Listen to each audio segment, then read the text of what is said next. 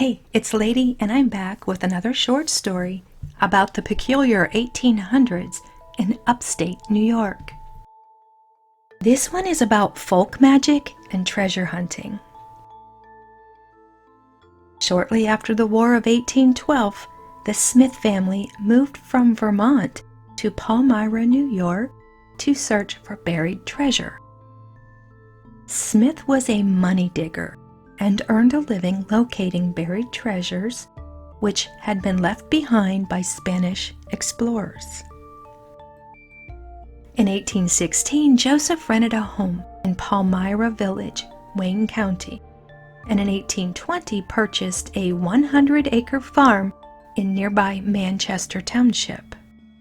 To pay for the farm, Smith and his sons were hired out as farmhands to harvest fields, make cider barrels, build furniture, haul stone, and to dig wells. Ironically, the man hired to dig the first commercial oil well in Titusville, Pennsylvania, shared the same last name of Smith. When the Smith family was not working the earth for someone else, Joseph was hired to find water or to find buried treasure. On May 7, 1818, Smith became a master mason in the Ontario Lodge of New York, and it's likely he used this fraternal organization to network and find leads for his treasure hunting.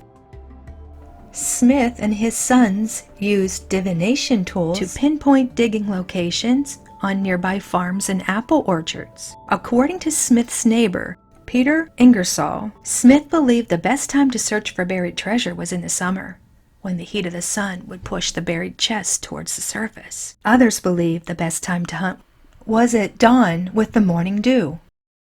When on a hunt, Smith would hold a witch hazel branch and whisper to it, and once the branch pointed Smith or his boys in a general direction, he would take off his hat, put a seer stone into it, and stare deeply at the stone until he could see the exact location of the buried treasure.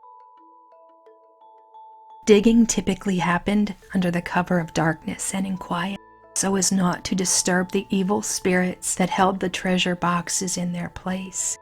Extreme care was taken during the dig to make sure the treasure would not sink deeper into the earth, which was known to happen if a spirit knew you were there.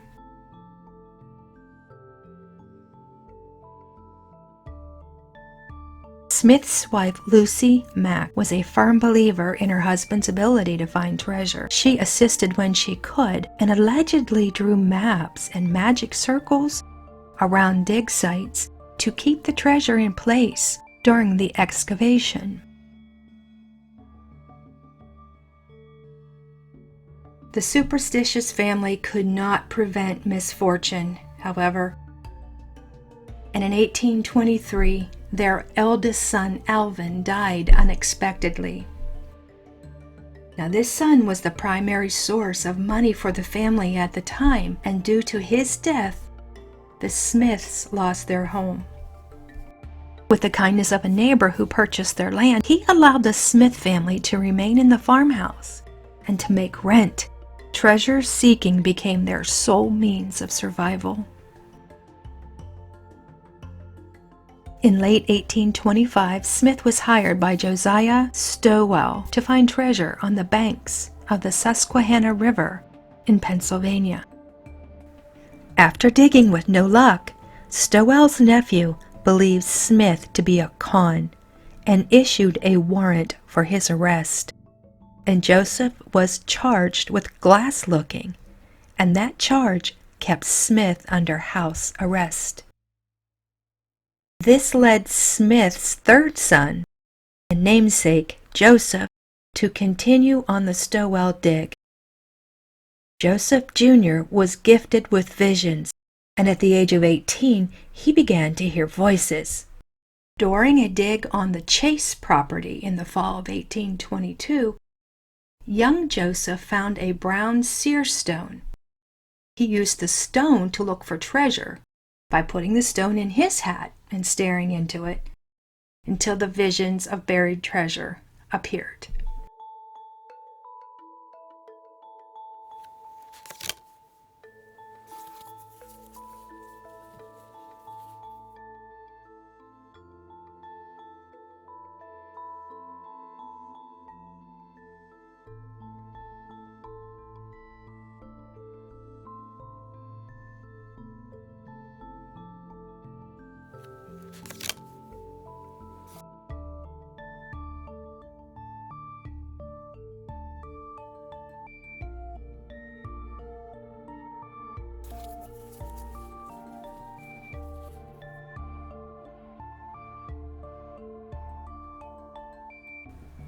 After his father's legal trouble in 1826, young Joseph returned to Harmony, Pennsylvania, to seek the buried treasure.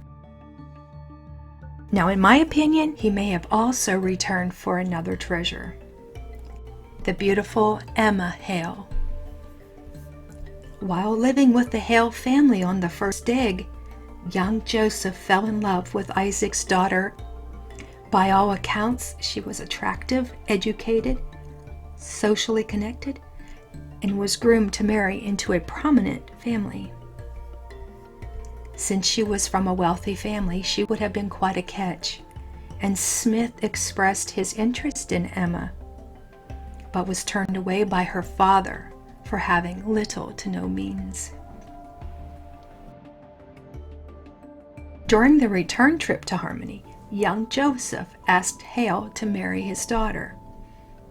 Hale again firmly replied no, stating that Smith was not a farmer, he did not own land or did not own livestock, and did not have the means to marry his daughter.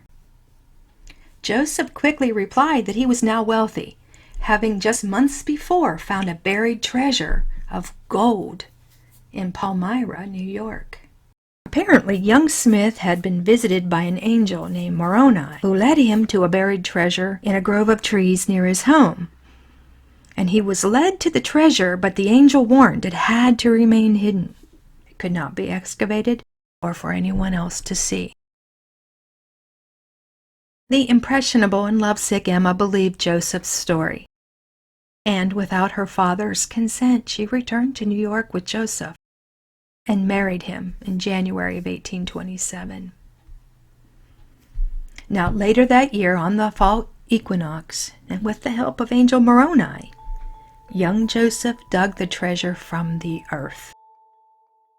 The box contained gold plates, which, after his examination, allegedly contained a religious record of indigenous Americans who once lived there, and the gold plates were allegedly engraved in Reformed Egyptian text. The Smith family was overjoyed with his finding, and it proved to his mother, Lucy, that he had a true gift and he was a seer. Now, even though they were not permitted to look into the treasure box and had no proof it existed, they were convinced of their son's treasure-seeking abilities. News of the event reached the Hale family in Pennsylvania, and the young couple returned to Emma's family with the treasure box.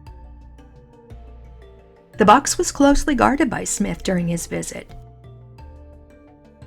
and upon the advice of Angel Moroni, no one in the Hale family was permitted to look into the box or see the gold plates.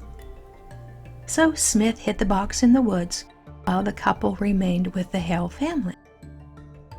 Now, Emma's father reportedly believed the ancient plates to be a hoax.